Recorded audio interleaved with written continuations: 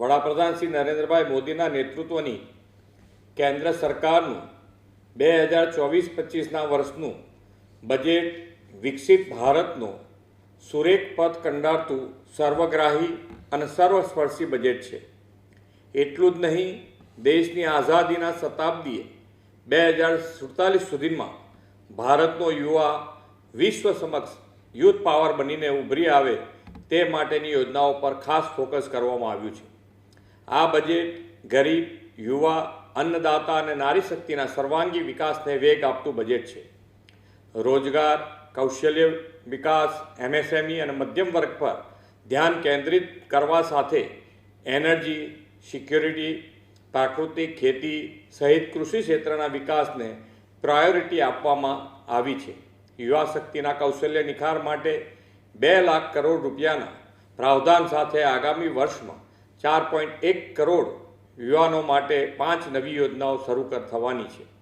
આ યોજનાઓથી દેશની યુવા શક્તિની રોજગાર, સ્વરોજગાર, ઉદ્યમિતા અને ઇનોવેશન ક્ષેત્રમાં નવા સોપાનો સર કરવાની નવી દિશા મળશે. વડાપ્રધાન શ્રી નરેન્દ્રભાઈ મોદીએ વિકસિત ભારત માટે જે 9 પ્રાયોરિટી નક્કી કરી છે તેને સર્વગ્રાહી વેગ આપતું આ બજેટ છે. એગ્રીકલ્ચર સેક્ટરને અદ્યતન બનાવવા સાથે કૃષિ વિકાસ માટે આધુનિક આયામો અપનાવવાની યોજનાઓ આ બજેટમાં લેવામાં આવી છે. એટલું જ નહીં, પ્રાકૃતિક ખેતીને પણ વેગ આપવાનો વડાપ્રધાનશ્રીનો નિર્ધાર વ્યક્ત થયો છે. ગુજરાતના કૃષિ આધારિત અર્થતંત્રને આના પરિણામે મોટો વેગ મળશે. રોજગાર અને તાલીમ માટે એમ્પ્લોયમેન્ટ લિંક્ડ ઇન્સેન્ટિવની 3 યોજનાઓ શરૂ કરવામાં આવશે, જેનાથી ગુજરાતમાં યુવાઓ અને યુવા ઉદ્યોગ સાહસિકો માટે રોજગારીની તકો વ્યાપક બનશે. કેન્દ્ર સરકાર 5 વર્ષમાં 1 કરોડ યુવાનોને ટોપની 100 કંપનીઓમાં ઇન્ટર્નશીપની તકો પૂરી પાડશે.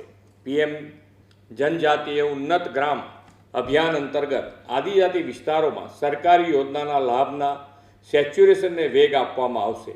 ગુજરાતના ઉમરગામથી અંબાજી સુધીના આદિવાસી વિસ્તારના આદિજાતિ બાંધવોને પણ તેનો લાભ મળશે.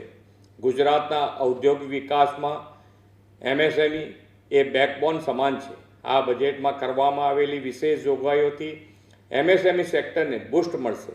MSME અને લેબર ઇન્સેન્ટિવ ઉત્પાદન એકમો પર આ બજેટમાં ખાસ ભાર આપવામાં આવ્યો છે.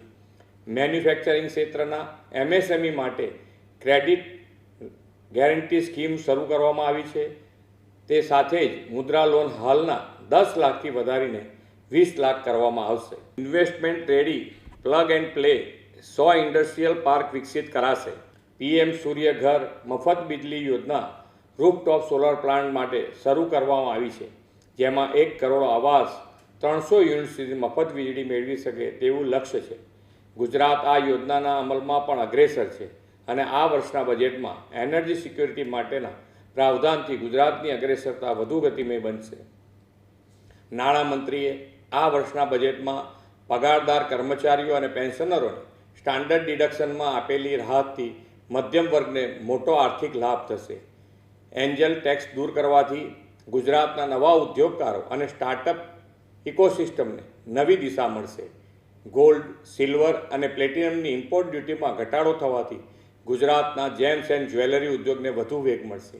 એવી રીતે રો ડાયમંડ માટેના બજેટમાં જાહેર કરેલી જોગવાઈઓથી ડાયમંડ કટિંગ અને પોલિશિંગ ઇન્ડસ્ટ્રીઝને પણ પ્રોત્સાહન મળશે.